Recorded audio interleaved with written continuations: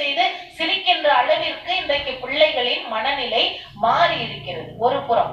இன்னொரு புறம் வீட்டில் இருக்கின்ற உறவு முறைகள், வீட்டிற்கு வரக்கூடிய உறவுக்காரர்கள், அந்த வீட்டிலே ஒரு பெண் பிள்ளை இருக்கின்றாள் என்று சொன்னால் அந்த பெண் குழந்தையை யாரும் அறியாத சமயத்திலே தவறாக பயன்படுத்தக்கூடிய ஒரு சூழல். சின்ன சின்ன தொடுதலோ சில சில செய்கை இதெல்லாம் ரொம்ப கொடுமையான விஷயம். இத்தனை கொடுமைகளையும் எல்லா பெண்களுமே அனுபவிச்சுதான் இருக்காங்க.